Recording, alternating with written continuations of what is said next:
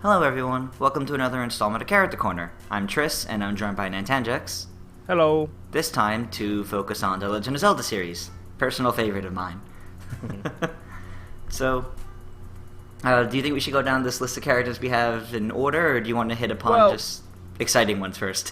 Why don't we talk about whether or not we think Zelda will even get a new character? Because it's one of those weird series where it's clearly quote-unquote underrepresented because it's such a massive series and only has about 5 characters, which, you know, to be fair, is more than most other series. But with those of those 5 characters, you have 2 Links, Ganondorf, and 2 Zeldas. Yeah. And of them 5 still, 2 are semi-clones. Only 3 are unique. And they haven't got a new rep since Brawl, and that new rep in Brawl was just kind of an upgraded version of a removed character who was also Link from Melee. So its representation is very unusual in the Zelda games. But the problem with it is that most Zelda games, the cast of characters always changes.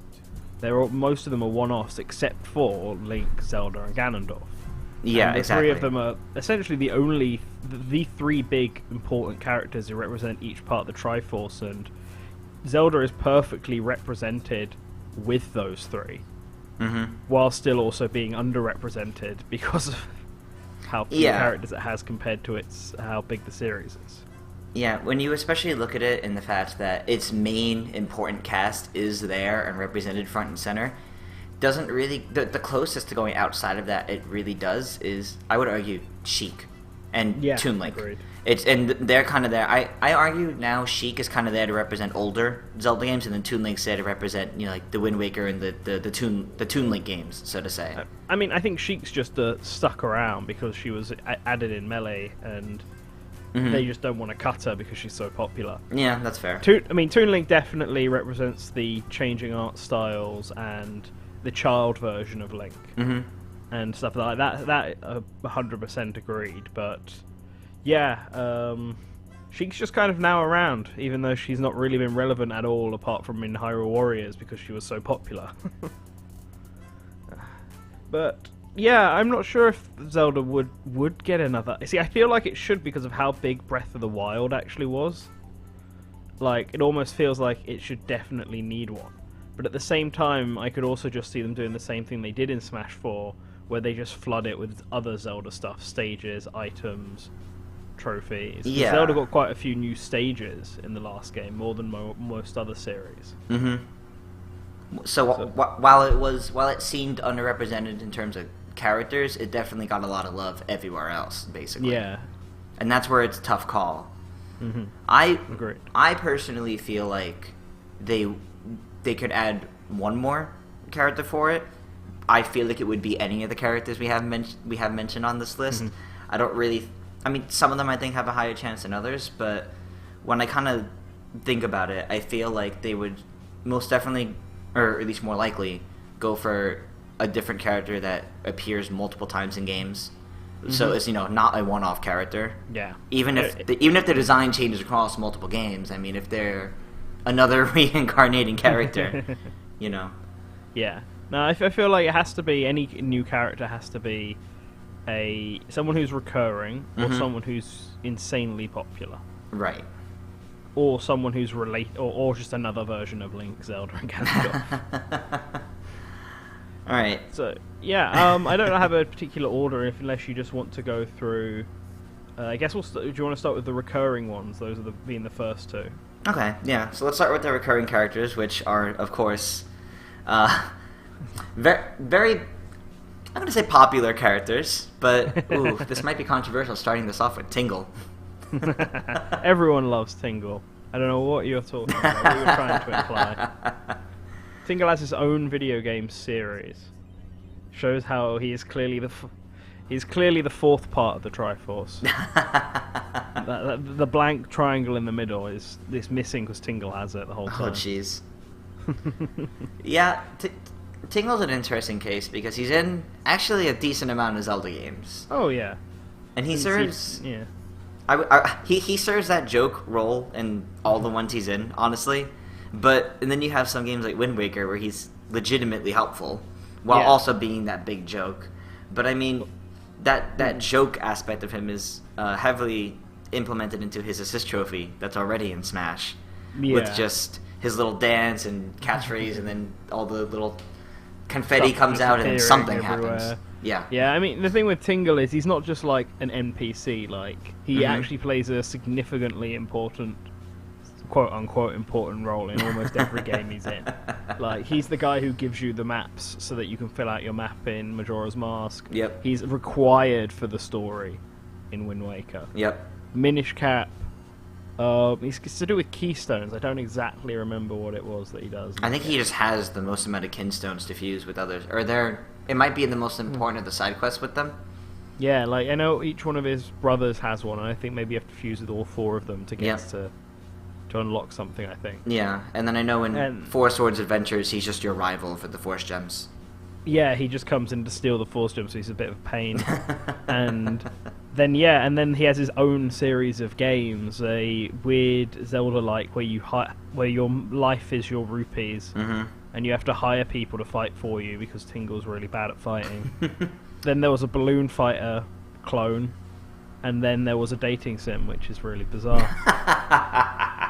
So, Tingle gets around. He hasn't appeared as much recently outside of Hyrule Warriors, which had a lot of characters come back. And part of the reason is when moving to a more realistic style, they kind of, I think, Aonuma at least wanted to move away from Tingle because he didn't feel like he felt right.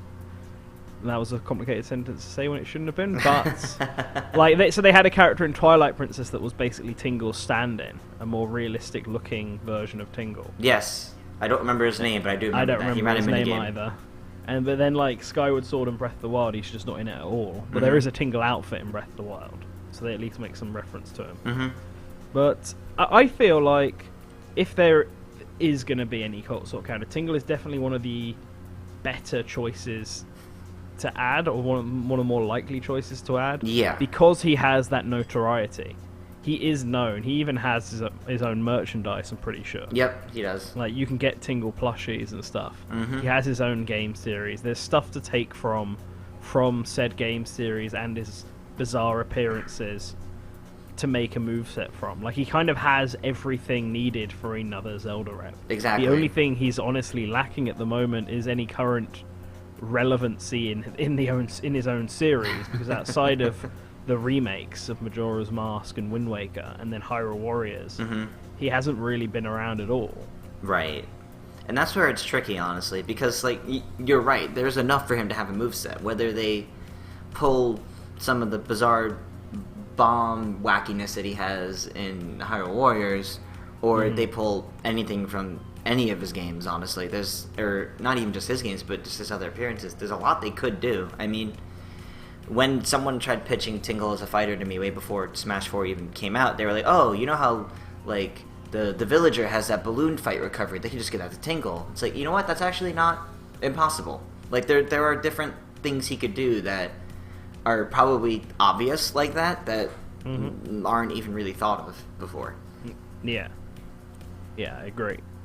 So that was Tingle, I guess. And the next character who's also recurring and also brought up quite a lot in Smash speculation is Inpa. And Impa's a weird case for an entirely different reason than Tingle is. Yeah, in Impa's case, she appears really, really frequently, and every single time she appears, it is in a different form. So half the time she's an old woman, half the time she's more like a motherly figure, whether it's to Link or to Zelda, and then other times, like in Hyrule Warriors and Skyward Sword, she's just kind of badass.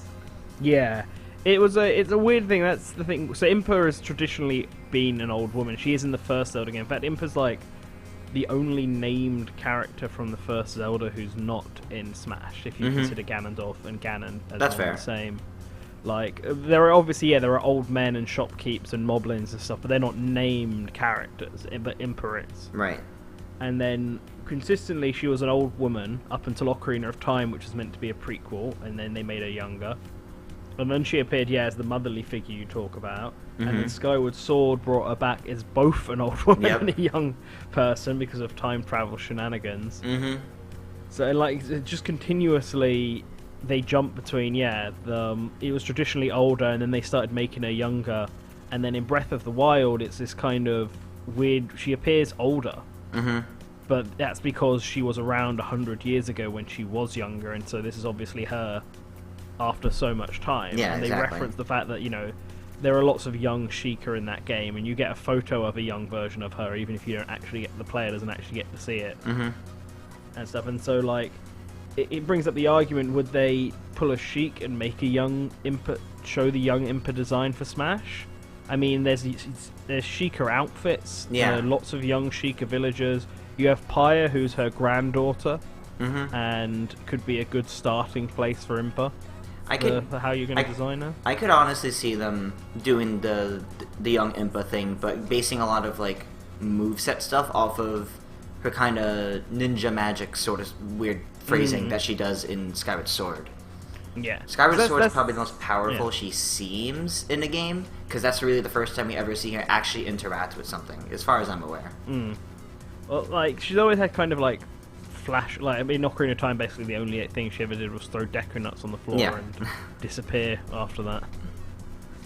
But like, Breath of the Wild also introduces loads of Sheikah techniques from the Yiga clan, and you actively fight them. And unlike Sheik, who basically had an entire moveset made up, Impa doesn't need to worry about that. They could take stuff from the Yiga, they could take stuff from the weapons Link gets, they could take stuff from the Sheikah slate. She has everything there. Yep. The big question is, when Sakurai thinks of Impa, does he think of the old lady, or does he think of the younger character? And I think it also depends on how our fans going to most recognize Impa as well, not just Sakurai. Because Sakurai can say, oh, I see her most as this, but what do most of the fans see her as? Because obviously it's a matter, I think that's still a matter of like, oh, like, I think we should go with this one, but if nobody else is going to make that connection, or nobody else is going to think it would work, even like on the design team and whatnot, that might be a problem. But I feel like it's a matter of, are people most going to recognize Impa now for her Hyrule Warriors moves and everything she does, or are they going to recognize her from Ocarina of Time 3D or from Skyward Sword and Breath of the Wild? There's so much they could pull from that I almost feel like they could honestly really mix and match it. Yeah, no, they could. I think if Impa gets in, it would be an original design. Yeah. But I don't think they'd pick from one true source. Although I know you bring up Hyrule Warriors and stuff, and then that is a lot of people, when they think of Impa, they're like, add the one from Hyrule Warriors. Yep. But I mean, I wasn't around for the Hyrule Warriors discussion you and Push did with Games Brain, but I honestly don't see much Hyrule Warriors content in Smash.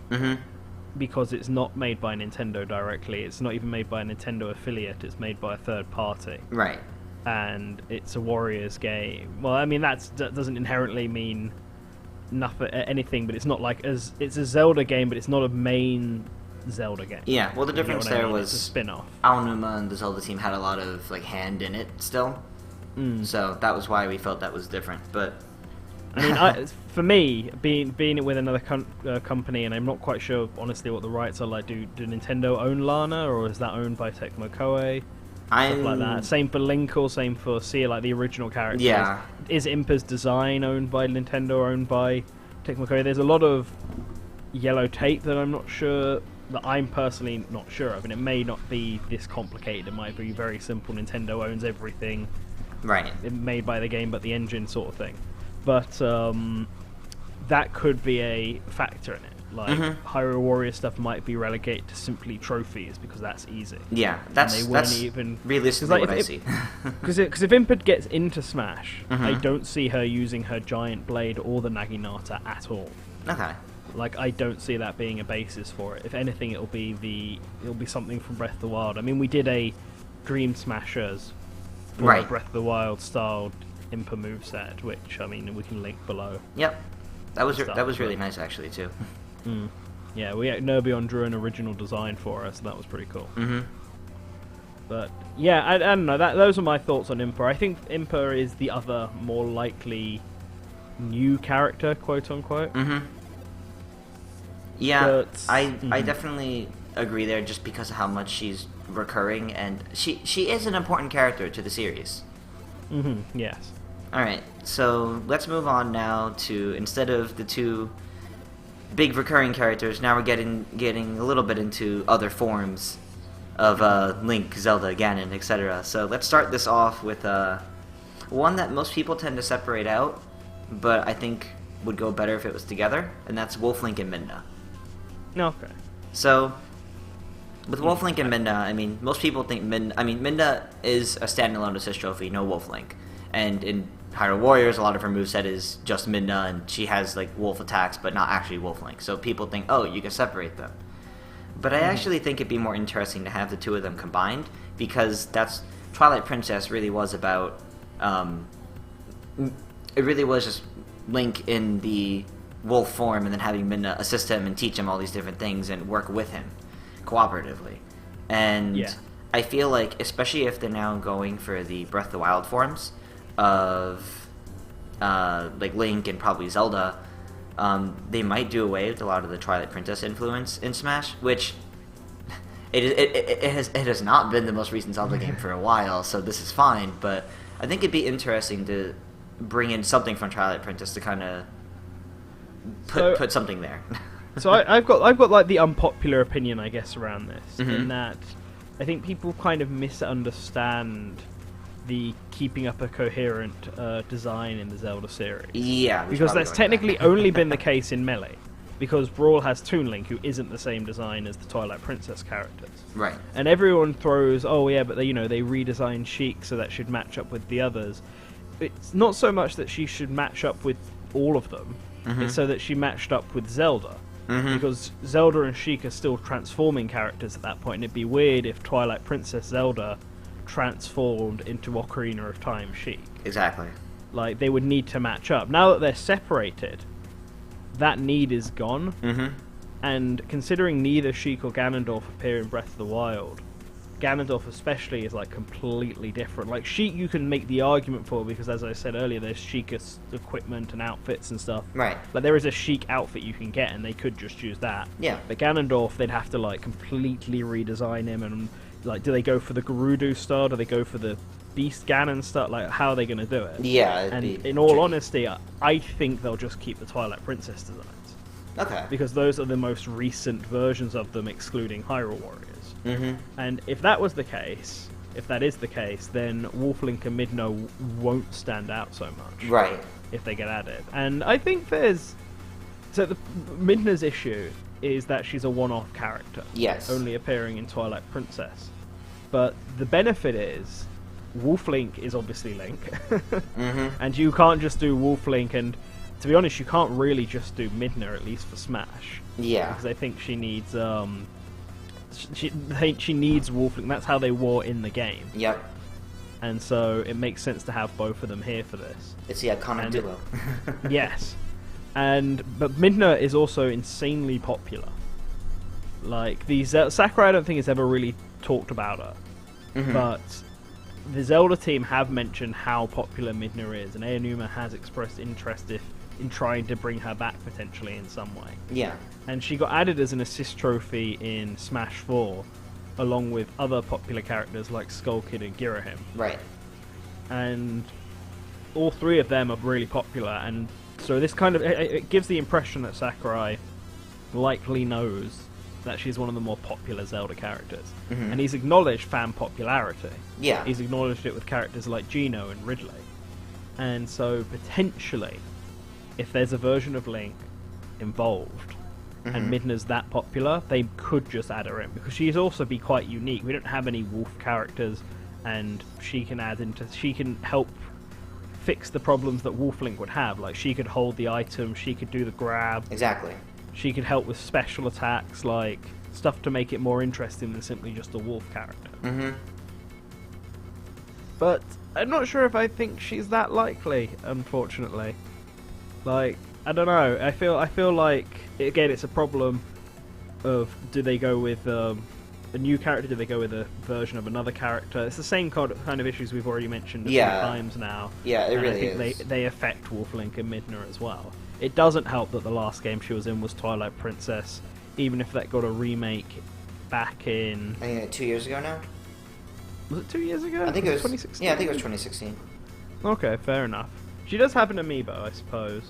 And yeah, she was in Hyrule Warriors, so I guess she is still relevant. There was a Twilight Princess manga. I'm just trying to think of everything. So maybe then there is enough stuff for her to be above. I mean, there's clearly enough stuff that we'd put her on this list. Yeah.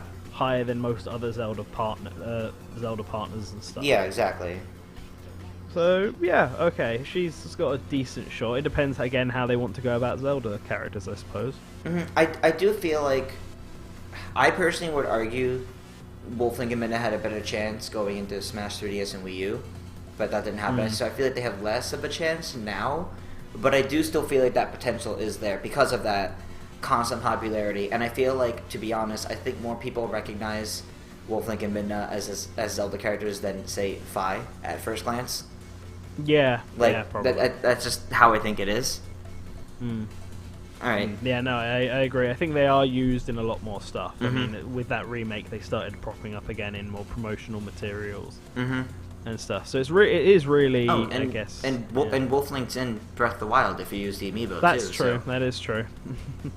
And Midna's hat is also in Breath of the Wild. If you Yes, get that's DLC, right. Yep.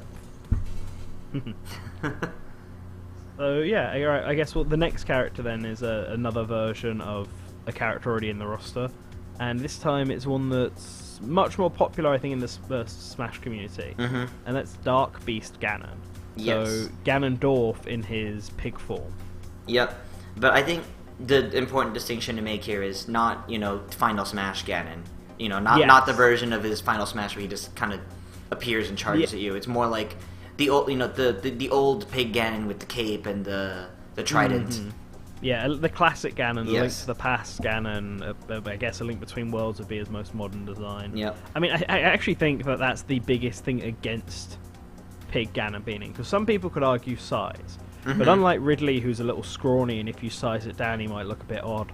Ganon's really, a wide character like Bowser is, and King K. Rool are. So, I mean, if you shrunk him to an appropriate size to fight, he would still look like Ganon. Yes. And so I don't see his size thing as being an issue.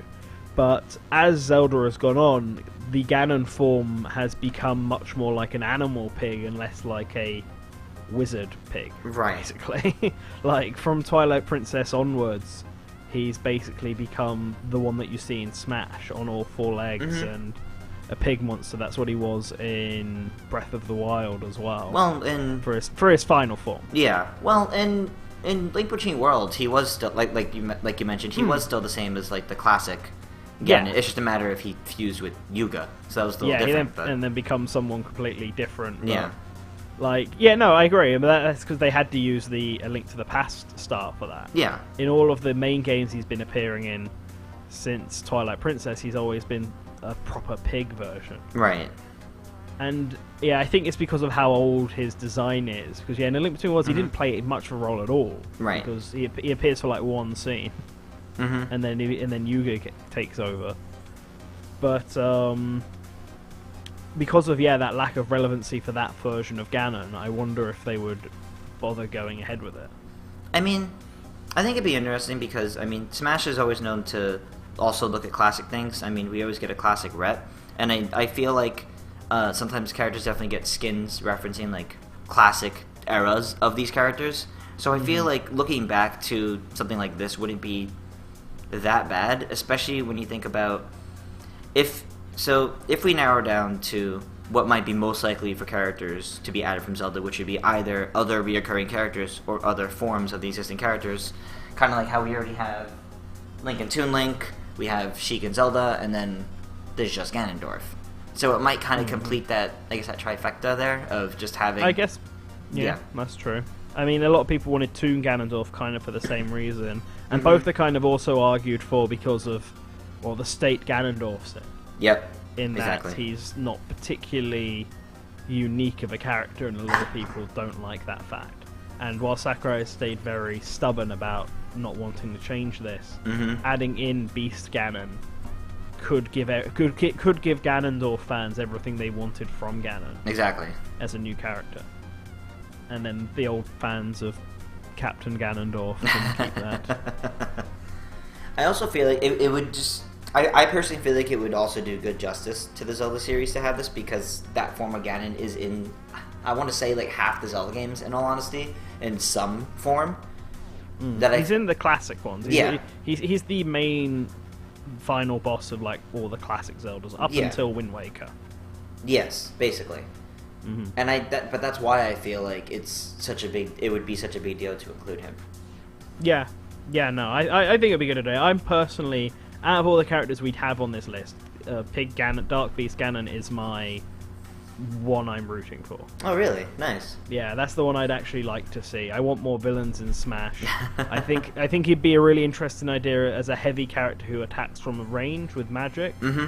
I also just kind of want to see Dead Man's Volley get added. It's such an iconic Zelda attack, and having characters just be able to reflect it back and it gets stronger and stronger. It works so well for this game that it's just criminal that Ganondorf doesn't have it. That would be really interesting to do, actually. And I think it'd be, if, especially like you said, if Sakurai doesn't want to rework Ganondorf's moveset, I mean, here's a way to give something entirely new that stays faithful to the character. Yeah, I agree. Alright. So, yeah. So, I think that wraps up Ganon.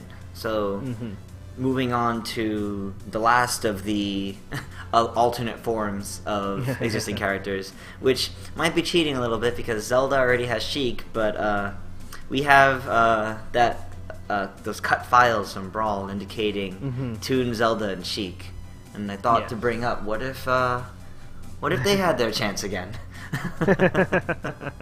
So I mean, Toon Sheik actually perfectly encapsulates. I think that's there. What I was saying earlier about Sheik and Zelda's designs in Brawl, in that Toon Sheik has never existed.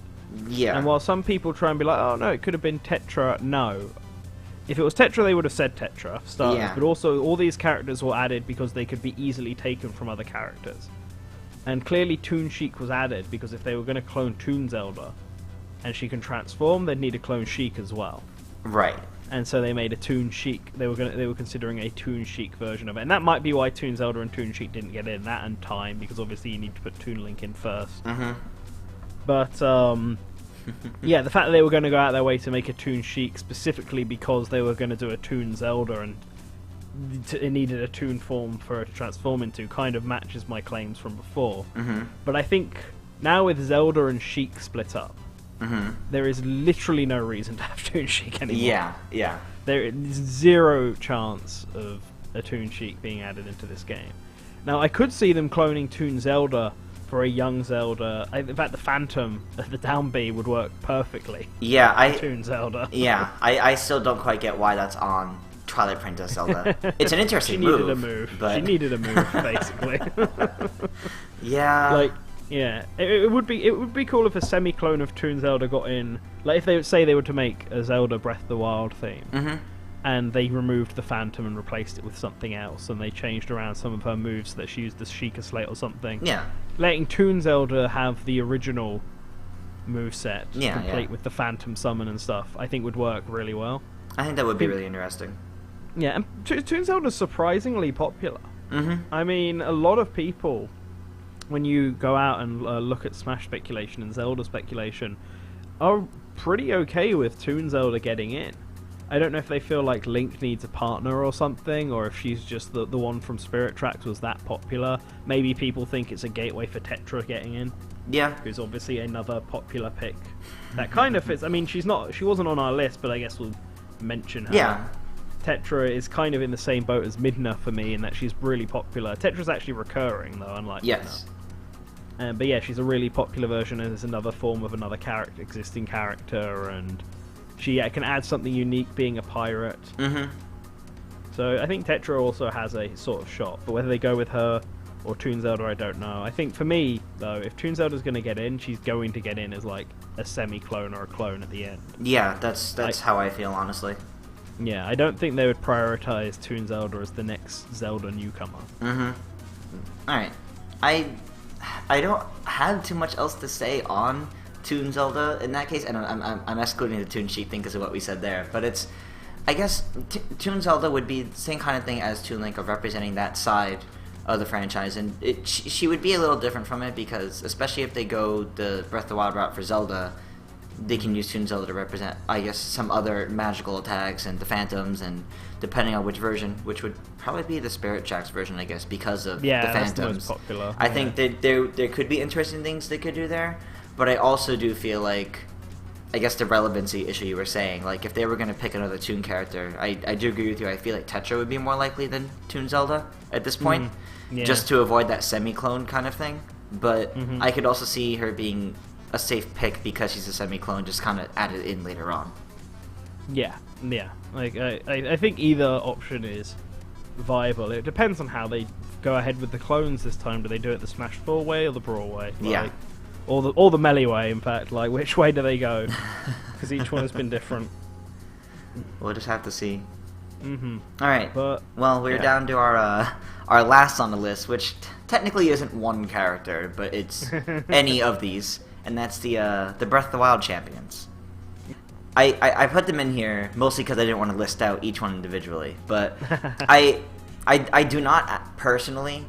I don't see any of them actually getting in. If any, I think it would be Revali or Urbosa, because they seem to be the most popular. I agree. Daruk is the least popular, as far as I understand it, mainly because he's basically the Darunia. Pretty much. He's like, there's very little different about Daruk. And I mean, Mipha is kind of like Ruto, but she has a different personality, a much more softer, timid personality. And people do like Mipha. Yes, but people also equally don't like Mipha. Yeah, I found a lot of people don't like her because of her voice or whatever. I guess it's just the voice mainly, because you don't see much else of her outside of that. But I agree. Urbosa and Revali are definitely the two most popular. My personal pick would be Urbosa. I prefer her to Revali. But I mean, this is a really out there claim that I've said to some people. If they added Decidueye, who's already an Archer bird, could Revali be a clone of Decidueye? You know what? Probably more of a semi-clone in that case, because any leaf attacks won't be there unless they're in there as feather and wind attacks. But it's not. It's funny because I don't actually see that as being impossible, and I see that as being rather interesting, actually, which I don't think is necessarily a good thing. But I feel like it is the only chance one of them is going to have to get in. Yeah. Unfortunately. I mean, they while being relevant and could potentially represent the other races that we haven't had in Smash yet, they also are just, at the moment, one-off characters. Like all the others, and there's no indication that any of the four will come back. Considering they're all dead. It's unless we get a prequel game, I don't think any of them are coming back. I think so. Yeah, I would argue I do feel like out of every character we've named on this list, I do kind of feel like the champions have the least chance, but at the same time, they are the most relevant technically. So, in some ways, the argument can be made they had the best chance because we're getting Breath of the Wild Link in. If I had to pick one of the champions, more so than just Urbosa or Revali, I do agree that I think Revali would end up being a clone if the Decidueye was added. I think Urbosa would be the more interesting pick because I think out of all the characters, she was technically the only champion who was already a warrior. And she was already a fighter, really, like a major fighter. And because she has like she fights like her own like sword and shield kind of thing, and she has the lightning attacks, and I definitely feel like it would also be interesting between one, another female character, but two, also a good Gerudo, because it's constantly always depicted as Ganondorf as like, the Gerudo king, the evil Gerudo, and it's always nice to kind of have a reminder that the Gerudo are not actually all evil and they don't all actually like Ganondorf. But yeah. Yeah, I agree with you on all parts except for the fact that the other champions were almost certainly fighters. I mean, Daruk was basically Urbosa to the Goron. That is true, yes. Like, with his massive boulder smash. I mean, all four of them have weapons because Link can use them. Yeah. And stuff. And while Revali may have been more in training at the time, he was still the best archer they had. And while Mipha may not have been a front-line fighter, she could at least fight. Yeah. So, I mean... But, see, I feel like the champions are perfect assist trophy material. Yes, and I do completely understand that too. I can actually really see that happening. Yeah, Urbosa's Fury is like a perfect assist. She appears and does her thing, and lightning strikes down. Mm-hmm. Like, the others are a little harder to pull off unless you just have them jump around and do their attacks or defend, like stuff like that, because you can't really have an assist appear and then Daruk just protects himself. That doesn't make any sense. Well, I think you can have Rivali use like you can have Rivali use Rivali's Gale, so it casts like an updraft. So kind of like some stage, kind of like how there's some stage hazards where there's like constantly wind blowing up, so you're like falling a lot slower. You can do that kind of thing. Yeah, no, that could certainly work for Rivali, but again, it suffers. Daruk and Mipha suffer in that there's very little they can add here. Yeah. I mean, Daruk is certainly the one who adds the least to anything. At least Mipha has a trident, which is an item a weapon we haven't yet seen anyone use in Smash. Should have been Ganondorf, but you know. Yes. Should be Ganondorf or Ganon, as we've already discussed. Yes. All right. But yeah, I think that although that kind of relates to, I guess, one final point we wanted to bring up before wrapping this all up. Yeah. And that was, what are the chances of them reworking the Zelda cast we already have? Yep. Like, I kind of touched upon their designs already, in that I personally don't think Sheik and Ganondorf are going to get a Breath of the Wild design. They're just going to stay the same. Yeah. But what are the chances of them actually reworking Ganondorf this time? What's the chances of Breath of the Wild Link being having moves from that game instead of the original one? Yeah. And what are the chances of Zelda getting both a redesign and then a rework on top of it? Mm-hmm. So this is interesting because I definitely feel like maybe not majority, but a lot of the things that Link does in Smash, I don't necessarily feel like Breath of the Wild Link can do. Like, there's no hook shot or claw shot technically. There's none of that. I disagree. Apart from hook shot and I guess the wind effect on his Gale Boomerang, he can do basically everything else. He can create bombs. There are boomerang items. He's got a sword. He can do the spin attack. He's got a bow. Yeah. Like, I feel like Link could Smash and Link in Breath of the Wild could certainly do everything. He'd just lose the hook shot, which would kind of be lame. But so maybe so he'd no longer be like a grapple grabber or like a range grabber, which would be, or a tether grabber. There's the word. Which would be interesting. But I can personally see them really reworking Breath of the Wild Link to feature a lot more things from Breath of the Wild, and then rework Toon Link a little bit so that Toon Link becomes what was previously just the Link moveset and the Toon Link moveset just kind of combined into like a hybrid, and then they can really mess around with Breath of the Wild Link there. I don't know if that's likely, but it's more of a I can kind of see that happening. Or leave Toon Link as is and bring young Link back. That too. Give him back to me. That could entirely work though. I mean, I do want to just drop, but I think we could potentially see all veterans come back, and Young Link's an easy addition.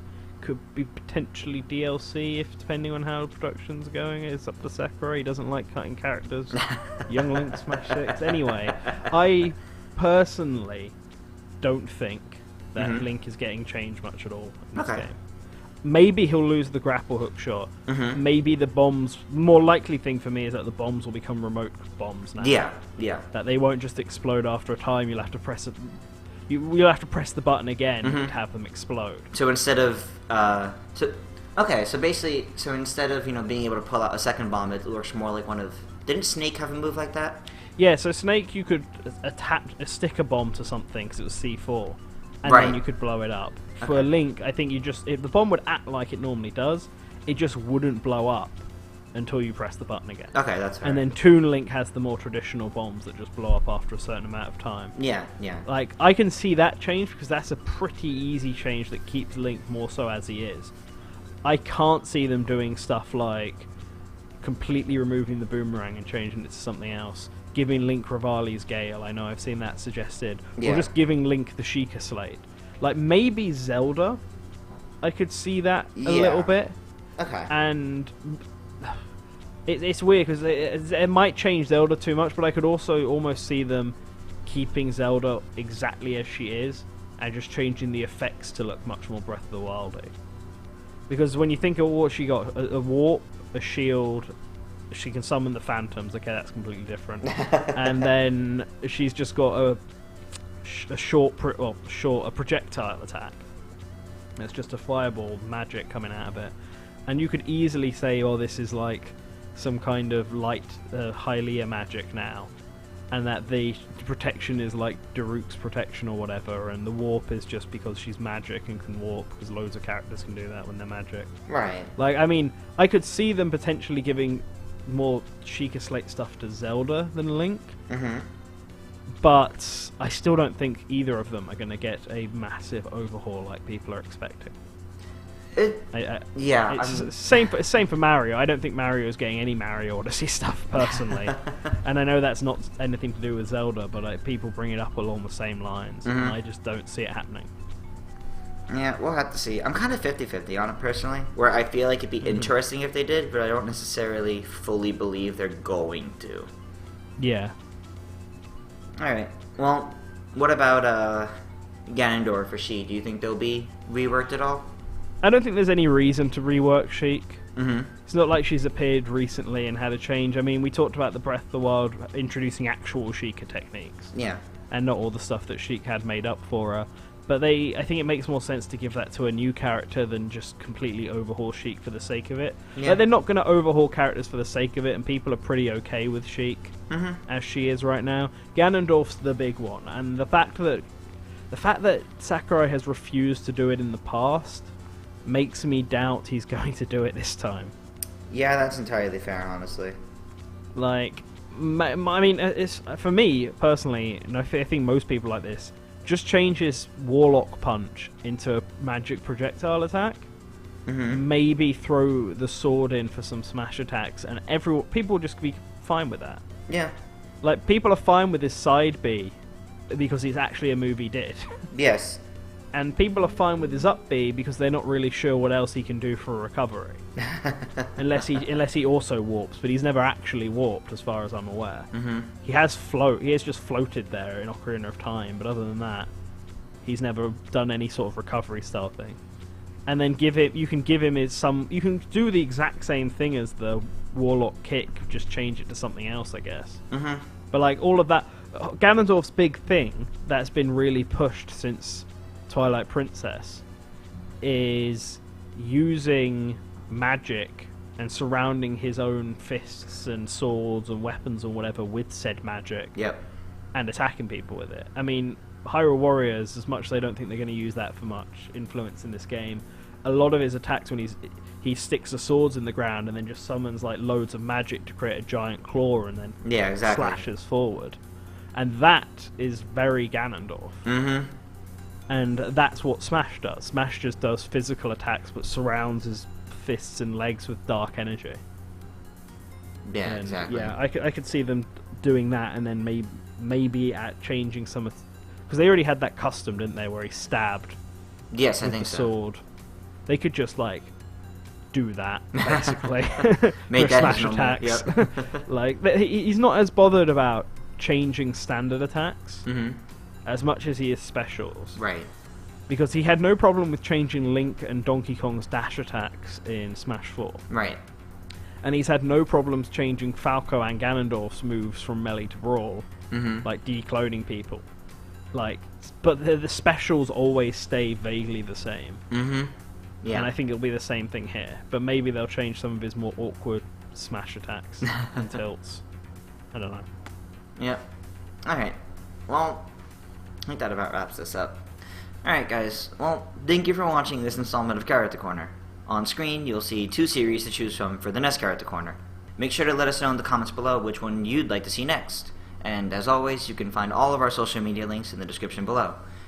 We'd also like to give a special shout out to all of our patrons, especially our super patron, the Duke of Dorks. You can find a link to his channel in the description below. And as always guys, remember to return to the source.